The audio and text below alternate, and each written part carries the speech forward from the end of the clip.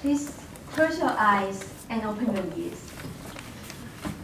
Imagine you're working at your office cubicle, preparing for reports after reports. What do you hear? Snapping of a pen? Pages turning and flipping? Imagine now, what can you hear if you're standing at a central stage in a hall in Silicon Valley, getting ready for your first investor pitch? What do you hear? Your own breath running short, the crowd chit-chatting. I buried myself in the sound of endless pages flipping and turning until I would discover the sound that resonates with my true meaningful self. I worked in a big corporate, then turned into an entrepreneur in a small startup. The corporate life was safe, easy, and smooth. Simply follow instructions and make minor operation improvement. All the things, the efficiencies, deliverables, sticking to rules and procedures are of much higher priority than innovations. The entrepreneur life was rocky, hard, and noisy. I've made new attempts, I've made big mistakes. I fall, I reflect, I stand up on my feet again. Looking back, it was my constant failure that pushed me to innovate. Should everyone just follow the same set route and procedures without taking any innovations, how would the world become? You walk out of the room with 3 ways to become a better, more meaningful self.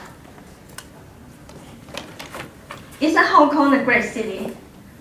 With such a low tax rate, no crime rate, and such a free economy.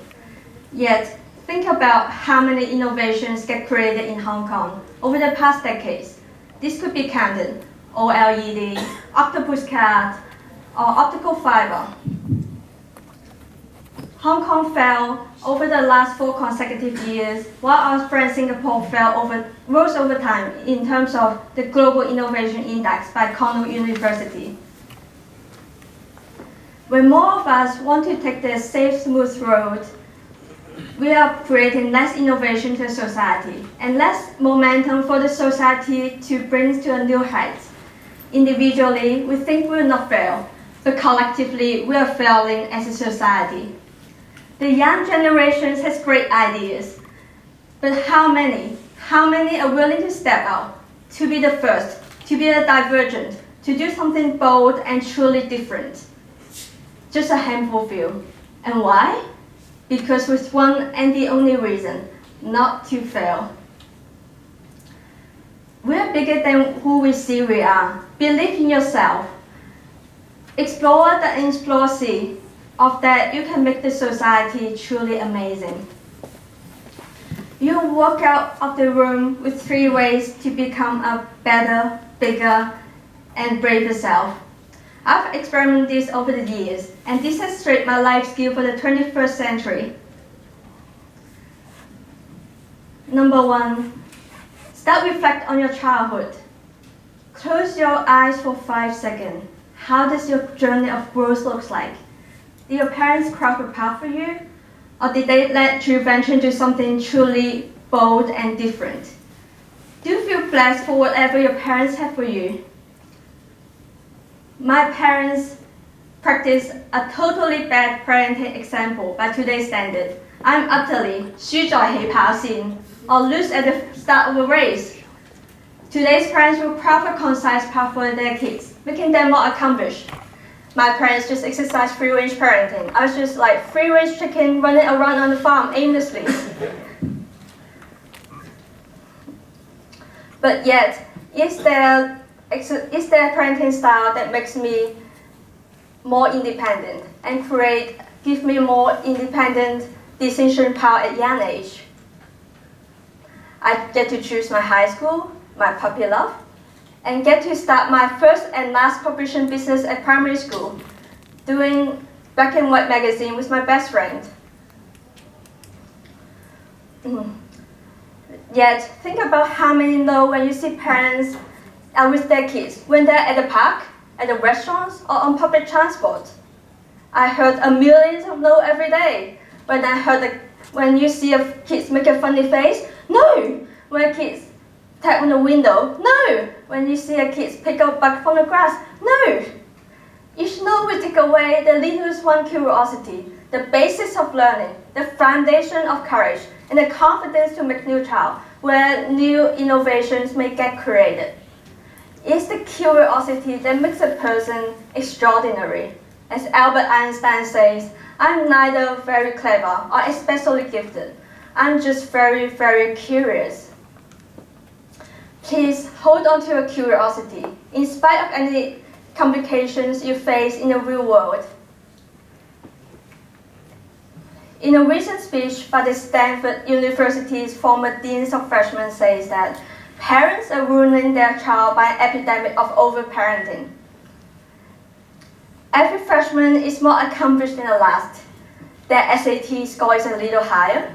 Their GPA score is a little higher. They've got stories and novels, but never in Stanford history has so many freshman parents called in to discuss their students' complications or teachers' situations. This problem is stemmed from helicopter parenting. That liken it to scorpion of bonsai tree. That if you manicure it the right way, making it take certain classes, ace the right tests, or master the most impressive pastimes, you become what colleges want to see. Sadly, this epidemic is spreading. We're seeing less and less of a curious mind, but more of those who is following a set route and procedures. We all have a role to play for our next generation. Education starts from the heart of each one of us. When you say simple but beautiful things to kids like, well done, show me more, how do you do this? You make them more confident to make new attempts. In my work as an education app developer, we have an innovative way to build up their core skills.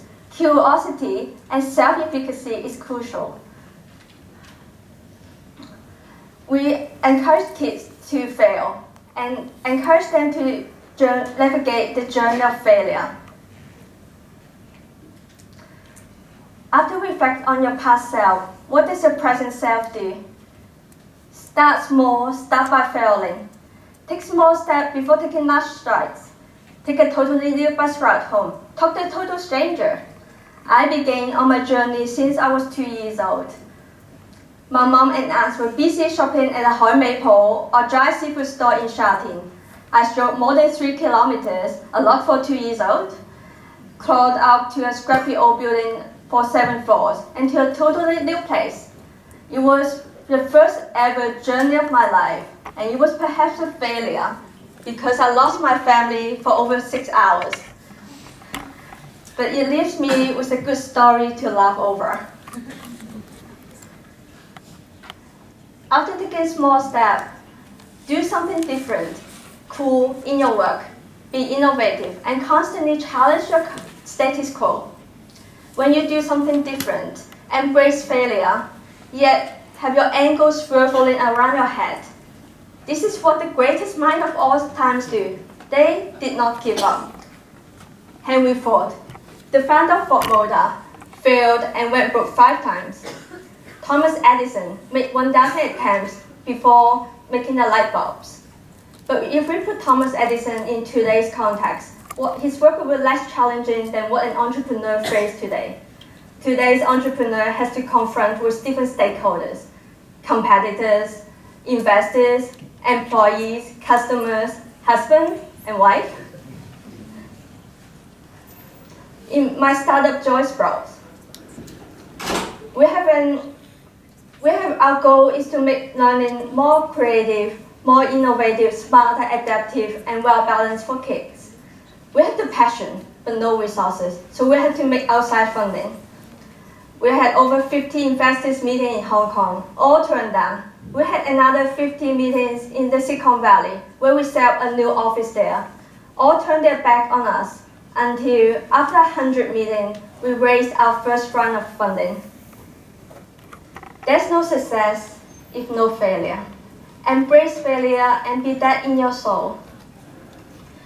We come to the end of our journey today and to the beginning of your future. Your future means the future of Hong Kong.